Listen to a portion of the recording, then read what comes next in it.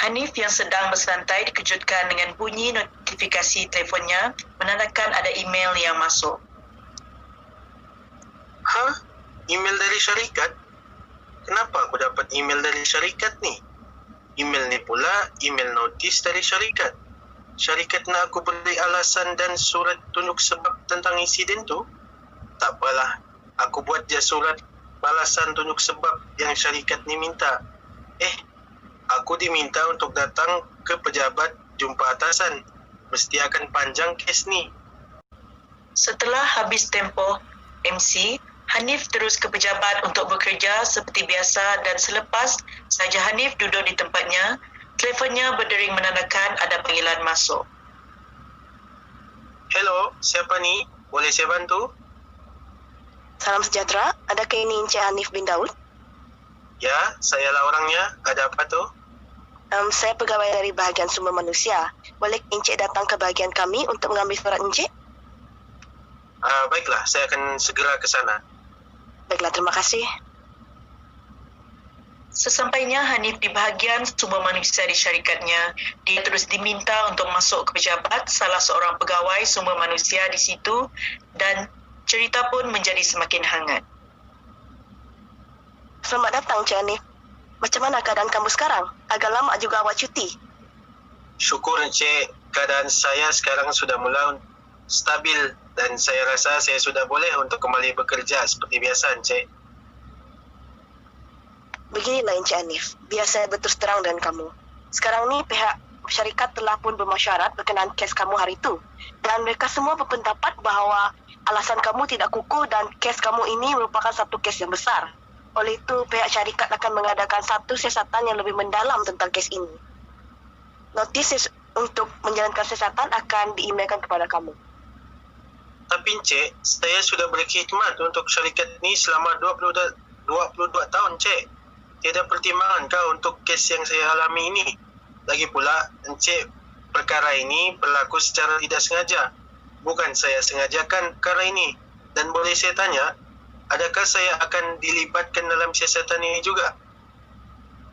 Maaf Encik, saya hanya menjalankan tugas saya saja.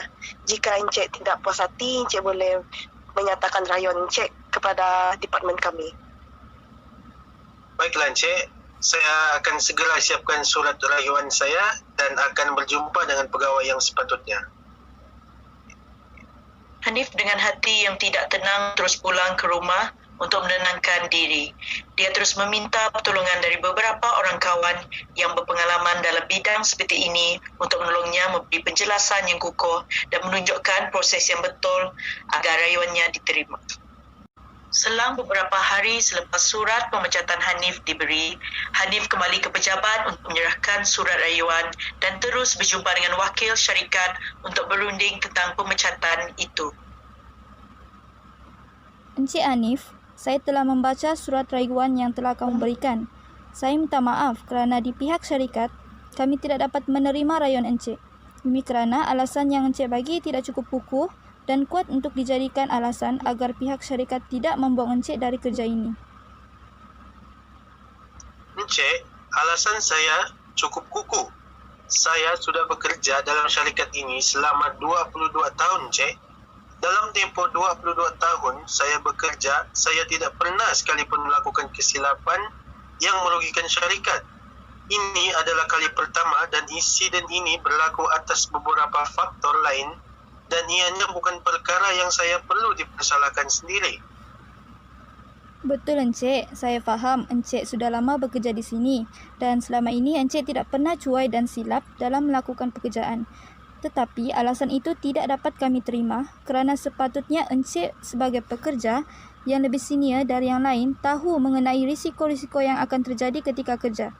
Jika Encik berkata yang 22 tahun tempoh Encik bekerja itu wajar dipertimbangkan, saya mewakili syarikat boleh berkata yang dengan pengalaman selama 20 tahun yang Encik ada, sepatutnya Encik langsung tidak terlibat dengan insiden yang seperti ini. Siasatan kami mendapati yang insiden ini berlaku atas kecuaian yang kecil dan menyebabkan kerugian yang besar untuk syarikat. Tetapi saya tidak dilibatkan dalam siasatan. Keterangan dari saya pun tidak diambil. Siasatan yang dijalankan dari pihak syarikat tidak adil. Jika pihak syarikat berkata yang kecuaian saya membawa kerugian yang besar, macam mana pula dengan komitmen yang saya berikan selama 22 tahun saya bekerja? Keuntungan syarikat hasil daripada kerja dan komitmen saya selama 22 tahun juga perlu diambil kira. Saya rasa kerugian yang syarikat alami itu tidak sebesar keuntungan yang saya telah beri selama 22 tahun saya bekerja. Sekali lagi saya minta maaf Encik. Alasan seperti ini kami tidak dapat terima. Pihak syarikat telah membuat penilaian dan keputusan berdasarkan hak asasi manusia. Insiden yang kamu berikan bukan saja memberi kerugian yang besar kepada syarikat, tapi memberi kesan kepada orang awam yang lain. Dan kami di pihak pengurusan syarikat telah menjalankan siasatan dengan terperinci dan melibatkan semua pihak sebelum membuat apa-apa keputusan. Tapi saya tidak dilibatkan langsung dalam membuat keputusan. Jika keputusan yang dibuat syarikat adil dan mengikut kehendak hak asasi manusia, kenapa saya tidak dilibatkan dalam siasatan? Saya juga ada hak untuk memberi keterangan tentang apa yang terjadi semasa insiden. Maaf Encik, keputusan syarikat telah muktamad. Namun, jika Encik masih tidak berpuas hati, Encik boleh bawa kes ini ke mahkamah. Hanif dengan rasa berat hati terus berlalu pergi dan mula merancang untuk membawa perkara ini ke mahkamah agar dapat dibicarakan dengan adil dan saksama. Semasa mereka asyik bercerita tentang surat pemecatan itu, maka Ketua Kesatuan Sekerja itu pun datang sambil bertegur sapa dengan mereka semua. Selamat pagi Tuan, sila duduk. Selamat pagi Encik Hanif. Bagaimana keadaan awak sekarang? Baik Tuan, saya rasa bingung dengan tindakan yang dibuat oleh pihak syarikat kepada saya. Pada waktu tersebut, saya tidak menjangkakan tren yang saya kendalikan melanggar tren yang lain. Sebentar tadi, saya telah melihat rakaman video yang telah dipaparkan oleh pihak majikan berkaitan dengan kemalangan yang berlaku. Adakah video tersebut merupakan bukti asli daripada apa yang berlaku? Saya meragukan pihak syarikat berniat jahat mengambil keputusan untuk menamatkan perkhidmatan saya. Berdasarkan kandungan video tersebut, saya juga tidak dapat memastikan bahawa kandungan itu adalah asli ataupun tidak, kerana kandungan video tersebut kurang jelas. Namun apa yang saya lihat adalah kereta api yang kamu kendalikan hilang kawalan dan telah melanggar tren kargo dan tren komuter di lorong kiri laluan kereta api. Tuan, sebenarnya bukan saya yang melanggar tren tersebut. Namun tren tersebut yang melanggar saya. Lagipun, kelajuan tren yang saya kendalikan tidaklah selaju sangat dan sudah pasti saya mampu untuk mengendalikan kereta api tersebut daripada melanggar tren yang lain. Bagi pendapat saya, ini adalah kesilapan daripada penjaga laluan kereta api tersebut kerana tidak mengawal lalu lintas dengan baik. Selain itu, saya juga telah melihat video yang kedua daripada rakaman CCTV kawalan stesen lalu lintas yang berhampiran dengan kawasan kemalangan itu. Saya melihat semboyan tersebut memberikan amaran kepada kamu pada masa itu. Adakah kamu lupa mengubah tahap kelajuan semasa hampir tiba di kawasan lalu lintas itu? Saya sempat menurunkan kelajuan tren semasa hampir tiba di kawasan stesen kawalan lalu lintas, Tuan. Tetapi, memandangkan pada waktu tersebut keadaan hujan lebat dan saya juga tidak dapat melihat dengan jelas keadaan di hadapan laluan saya. Oleh itu, tanpa saya sedari, tiba-tiba saya bertembung dengan sebuah tren. Saya juga merasakan bahawa kesilapan itu wujud daripada tren ataupun daripada penjaga stesen kawalan lalu lintas itu. Lagi pula, kamu antara pemandu tren yang sudah lama bekerja di syarikat ini dan sudah pasti kamu mempunyai pengalaman dalam mengendalikan tren yang dengan baik. Apa-apapun saya akan usahakan untuk membela hak kamu. Terima kasih Tuan kerana membela saya. Keesokannya, wakil daripada Jabatan Perhubungan Perusahaan dan dibantu oleh panel dari Kesatuan Sekerja dan Majikan telah mempengerusikan siasatan dalaman bagi salah laku Encik Hanif. Salam sejahtera, saya Ali bin Abu selaku pengerusi siasatan pada hari ini dan akan dibantu oleh 2 orang panel iaitu Encik A dan Encik B. Tujuan kita mengadakan sesi siasatan dalaman pada hari ini adalah untuk mendengar kes terhadap Encik Hanif yang telah tertuduh melakukan salah laku yang bercanggah dengan peraturan-peraturan syarikat. Sebelum saya mulakan siasatan dalaman pada hari ini, saya ingin bertanya kepada tertuduh sama ada anda mempunyai apa-apa bantahan terhadap pelantikan kami selaku panel pada hari ini dan juga apa-apa bantahan terhadap tempat dan masa siasatan dalaman ini dijalankan. Sekiranya anda mempunyai sebarang bantahan, sila nyatakan sekarang berserta sebab-sebab atau alasan anda membuat bantahan tersebut. Sekiranya tiada bantahan yang dibuat, kita akan teruskan siasatan ini. Tiada, Tuan. Encik Hanif, saya akan bacakan pertuduhan satu persatu dan anda hendaklah menjawab sama ada anda mengaku bersalah atau tidak terhadap pertuduhan apabila saya selesai membaca setiap satu pertuduhan. Pertuduhan pertama ialah anda membantu tren kargo nombor 152 didapati telah cuai semasa memandu tren kargo kerana berada dalam keadaan separuh sedar atau terlelap sehingga menyebabkan tren kargo nombor 152 bergerak tanpa kawalan dan melintasi semboyan TMN2 dan TMN4 yang mempamerkan aspek merah kawalan dan aspek merah itu bahaya dan seterusnya memasuki kawasan stesen Tanjung Malim dan melanggar tren komuter nombor 2113 yang sedang menunggu di platform nombor 2. Adakah anda mengaku bersalah? Saya tidak mengaku bersalah kerana kemalangan tersebut disebabkan saya hilang tumpuan mengenakan brek pada masa yang sepatutnya kerana saya hampir dekat dengan signal, jadi saya terlajak. Pertuduhan yang kedua, anda melakukan kesalahan yang bertentangan dengan buku aturan Seksyen C perkara 311 iaitu kerosakan harta benda disebabkan kecuaian. Adakah anda mengaku bersalah? Saya mengakui bersalah, Tuan. Pertuduhan yang ketiga ialah anda didapati tidak bertanggungjawab dalam melaksanakan kerja anda seperti dalam artikel 30 kelakuan dan tata tertib klausa 30.1.6 dan 30.1.9 perjanjian bersama ke-8 antara Kereta Api Tanah Melayu Berhad dengan Kesatuan Sekerja KTM Berhad iaitu sebarang kesalahan perlu diambil tindakan tata tertib sama ada disengajakan atau kecuaian. Adakah anda mengaku salah? Saya tidak mengaku bersalah, Tuan, kerana saya bukan sengajakan perkara ini berlaku, tetapi adalah pada hari tersebut saya sangat penat dan tanpa saya sedari saya terlelap.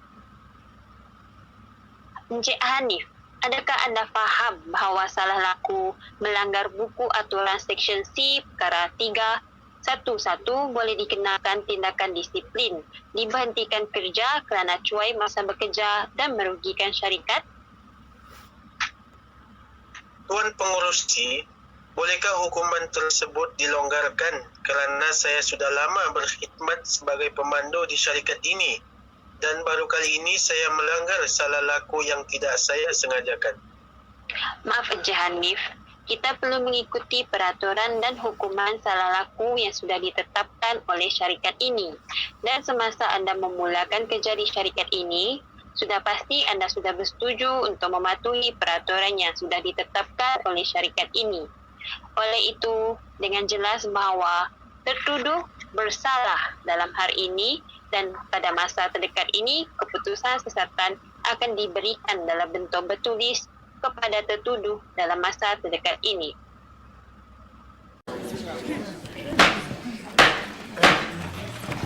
Setelah rundingan damai gagal dicapai di peringkat JPP. Rayuan ini telah dirujuk kepada YB Menteri dan YB Menteri setelah menimbangkan rayuan daripada tertuduh telah merujuk rayuan ini ke Mahkamah Perusahaan untuk satu keputusan dibuat mengenai pembuangan kerja tertuduh kerana gagal mempertimbangkan tindakan disiplin yang lain selain daripada mengambil keputusan untuk menamatkan perkhidmatan beliau. Dengan itu, keputusan pihak syarikat untuk menamatkan perkhidmatan beliau adalah satu tindakan penindasan dan pemangsaan ke atasnya, dan keputusan tersebut adalah tidak berasas dan tidak munasabah.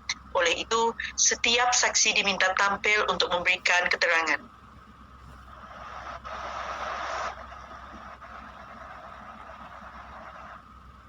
Baiklah, saya mendapat laporan bahawa kemalangan tersebut adalah dalam keadaan flashing iaitu gagal, di mana flashing ini merupakan situasi di mana poin 110B downline berada pada kedudukan reverse, manakala poin 110 upline pula berada pada kedudukan normal.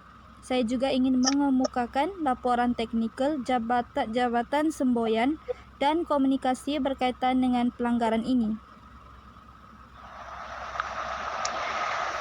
Adakah saksi pertama ada bukti yang lebih kukuh untuk membuktikan kemalangan ini berpunca daripada Encik Hanif?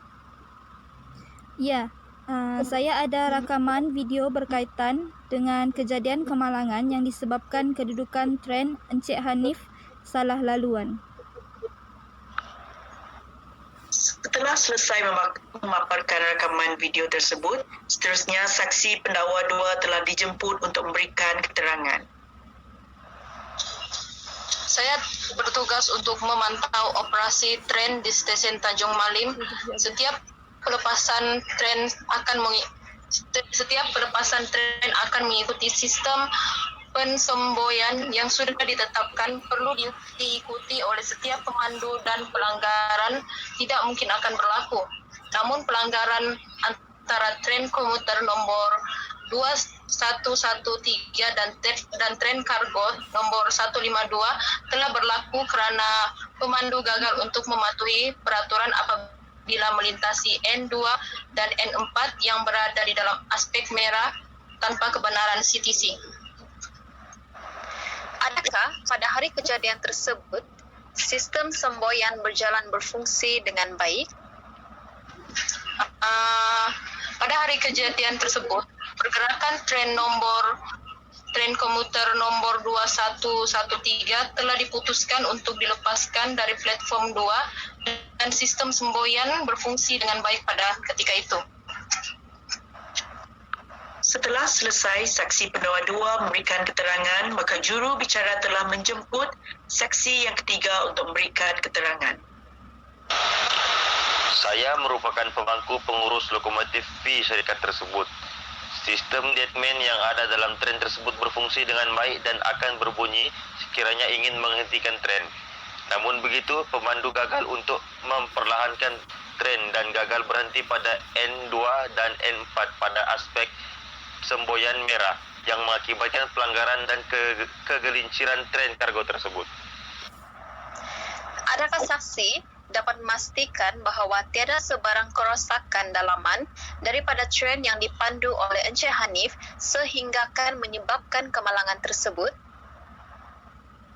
Saya akan menyerahkan laporan jawatankuasa penyiasatan mengenai pelanggaran ini kepada hakim bahawa tren yang dipandu oleh Encik Hanif dalam keadaan yang baik sebelum berlaku kemalangan. Setelah selesai kesemua saksi pendakwa memberikan keterangan, maka juru cakap telah menjemput penuntut iaitu Encik Hanif untuk memberikan keterangan. Saya bertugas pada jam 1 pagi semasa kejadian tersebut. Pada jam 2 pagi, saya mendapati ada tren lain, kargo lain di laluan saya dan saya cuba memberhentikan tren kargo saya namun tidak sempat kerana tren tersebut sudah sangat dekat.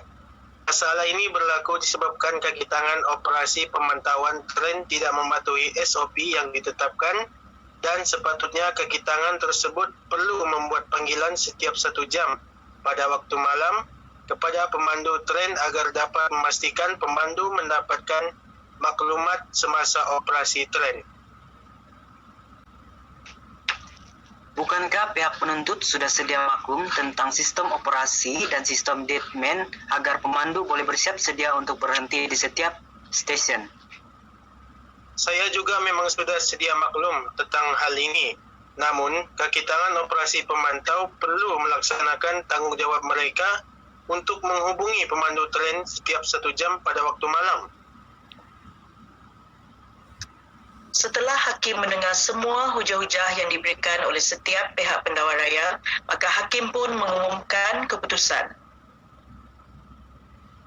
Berdasarkan bukti dan hujah yang sudah dikemukakan oleh pihak pembela dan pendakwa, maka saya ingin memutuskan bahawa Encik Hanif bersalah kerana terlelap ataupun tidur semasa menjalankan tugas, terutamanya yang melibatkan pemanduan tren.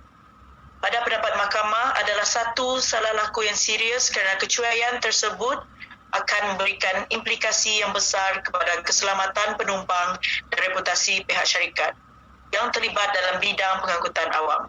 Oleh itu, mahkamah berpendapat hukuman buang kerja adalah satu keputusan yang wajar yang dibuat dengan sebab atau alasan yang adil. Merujuk kepada kes Kuala Lumpur Glass Manufacturer Kosniran Berhad versus Hamzah Gemuk 1988 2 ILR 155. Selain itu, tertuduh gagal untuk mematuhi etika kerja yang telah ditetapkan dan telah lalai dalam menjalankan tugas dan kewajipannya.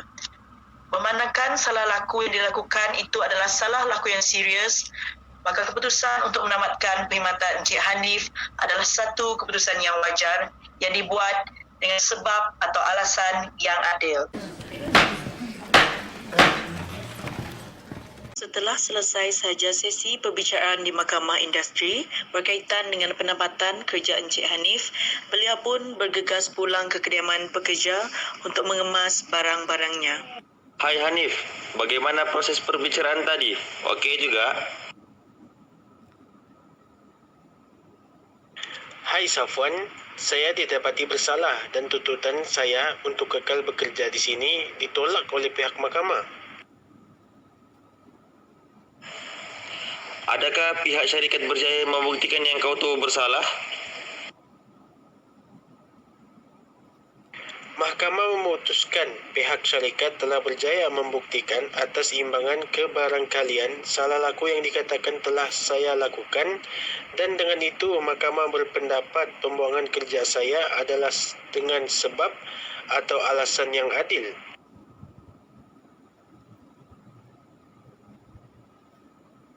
Dan adakah mahkamah berikan penjelasan tentang kesalahan kau dengan lebih terperinci atau tidak?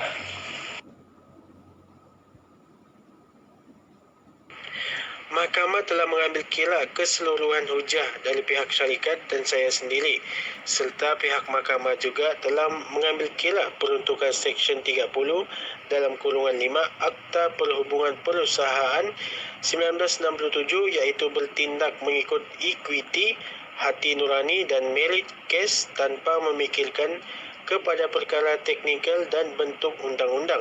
Lagipun, bukti saya tidak cukup kukuh untuk membuktikan saya tidak bersalah. Kat mana? Habis tu, lepas ni kau nak kerja kat mana? Belum pasti lagi ni di mana. Tapi yang saya pasti kali ini, saya mau menjadi penganggur berjaya yang mampu mengharumkan negara kita.